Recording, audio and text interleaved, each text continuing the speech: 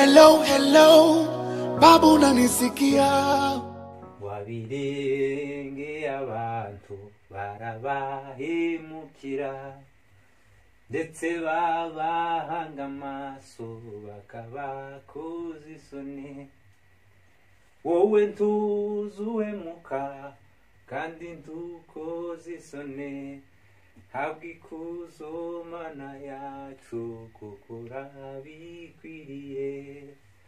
Wowe ntuzuhemuka kandi ntukoza isoni, habwa ikuzo Mana yacu kuko urabikwiriye. Ariko muri mukwicara mukagira ngo Imana yabanye na basogokuru kuva ca gihe twe tutarabaho ikabarinda bagasaza bagahushuka, basogokuru bakaza bagahushuka, badata bakaza, natwe tukaza, n'abandi baracaza, n'abandi amaze mukicara ngo abantu nyine ntabwo twigwanirira. Hari Imana ihayitugwanirira, kiratugwanirira umunsi ku wundi, kiratugwanirira. Ya Mana ijya ya basogokuru na basogokuruza n'ubu ntizisaza ntizihinduka, manda yayo ntirashira n'umunsi umwe ngo ishire tuvuge ngo Imana manda yayo irashize. Ya Mana yacu y'umurenge manda yayo irashize, hagiye kuza Imana yo mu Mutambara. Tibibaho iracari ya yindi yacarihe kugeza n'ubu iracahari. Nuko njyewe ndi mukwicara ngatekereza, iyi Mana yacu nta tofauti ifite na ya Mana yagabije hariya nibande mu gitabo ku bantu bazasoma Bibiliya muzobe nk'ababindi gusa n'abasiriya n'abanyesiriya ngo Imana yahumishije, irabahumisha. Sinzamenya nimba barabanyujije mu tunefu, ariko yarabahumishije gusa babimpumyi, barahuma ubwoko bw'Imana buje iyo bushaka bukora ibyo bushaka.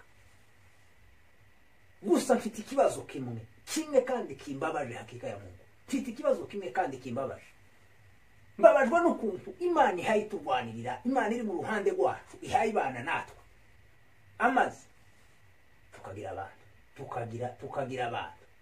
ariko Mana nimba nubita zakajangara, ninka kuryaga ku bigori byagwaye kajangara. Iyo kajangara yageze yinjira mu bigori gutya, byageze zanga bishira umurimo kamu ugahomba ugatahanye, niko bagaza bavuga ngo narahinze ndataha. Dufite zakajangara mu bwoko bwacu, harimo zakajangara. Ico nico kihakimbabaza, nico kimbabaje kugeza kuri uno munsi. Mpaye mbura nk'ukuntu no bivuga n'ukuntu nogira, ni ibintu byandenze, njewe byandenze, nabuze uko no bitekereza, biteye agahinda, biteye ishavu. Abashoboye kurira barire, n'abandi bashoboye ibindi babikora, ariko birababaje ngo kubona ngo muri iki gihe turimo ngo hari umuntu ugifite amajambo yo gucumita abandi, akabashumita amajambo, ugacumita umunyamurenge ijambo. Ariko ndababwiye ngo ico tumenya gusa dufite Imana ihayitugwanirira. Ni ukuri kose, habe n'uyu muririmbyi yaravuze ngo ntabwo aharwana wenyine, ngo ahubwo ukaragwanirira. Niko yavuze nguyu atakupambania tu, mwenzio sipiganage mwenyewe. Haleluya, napiganiwa na Baba. Tulia, atakushindia tu, mwenzio sipiganage mwenyewe. Napiganiwa na Baba.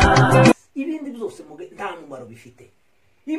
nta mumaro bifite, Ariko abantu b'abanyamurenge musigaye muvuga, umuntu w'umunyamurenge ukihanukira ukavuga ijambo ngiri ry'umujenesi yobwira umuntu w'umunyamurenge, ukabwira mugenzi wawe ijambo ngiri ryo vuga umujenesi.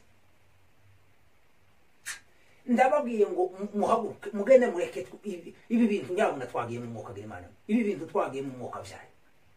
Ibintu muri iki gihe sico gihe cyo kubwirana amagambo mabi, cyo gihe cyo gucumitana inabi, cyo gihe cyo kuzura akaboze ngo mutangire mubwirana amagambo atagira fana tafazari mwuka bw'Imana. Iki ni igihe cyo kuba umuntu umwe, tukaba umuntu umwe, amaze tugatumura ziriya za hariya iriya ruguru habagaho uduhuru, hari uduhuru twageza twera kuko hariya tweraga kuko sinza twibuka twabaga mu bishanga, twageza tweraho utuntu, ukaza wageza ugashaka kama gapfuka kagatumuka kakagereri. Iki nico gihe cyo tugatumura abanzi bagatumuka bakagenda. Nimba hari ibyo mupfa, iki si cyo gihe cyo kubipfa. Nimba hari ibyo mupfa, iki si cyo gihe cyo kubipfa. Umuntu ufite icyapfa na mugenzi we, n'abantu mwe mwabwoko bwanje iki si cyo gihe cyo kubipfa iki gihe ni cyo gushira hamwe ibyo mupfa muzobipfe nyuma y'ibi bihe twarageze mu ibindi bihe nimba hari ibyo mupfa muzobone kubizura ariko kuzurira kaboze muri ibi bihe ni ugutoneka abantu ni no kwibutsa abantu ibintu kubabaza abantu ukababaza kuri kose umuntu wawe ubabaza undi umunyamurenge wawe ubabaza undi muri iki gihe uwo munyamurenge ni mayi nta tofauti afitanye na mayi iki ni igihe cyo kwirinda kugira uwo ukomeretsa kugira ijambo ribi wovuga ryogira umunyamurenge rikomeretsa kubera ko amarira y'abanyamurenge bafite ubunyine agahinda abanyamurenge bafite ubunyine nawe wa munyamurenge ukikubitamo ugasubira ukabatera kandi tafazari mwokagira imana mwokabyare mwokagira imana iki ni igihe cyo gushira hamwe tukaba umuntu umwe amaze Yesu nawe akatujamwo twamara tugatumura none ubu nyine iryo jambo ni ugutumura gusa ni ugutumura kandi ndimo kubona ko umunsi bamaze gutumuka hazoba umukunga sindabona bene uwo mukunga ariko uwo mukunga ko waravumbuwe uwo mukunga uzovuzwa haje umukunga w'umurenge ko ndabona kuvugiriza ku mabarabara ni ngaho utari mu kugira ariko ndababwiye ngo hazovuga umukunga nimureke dushire hamwe tuba umuntu umwe amaze dutumure abanzi batumuke bagende amaze tuvuze umukunga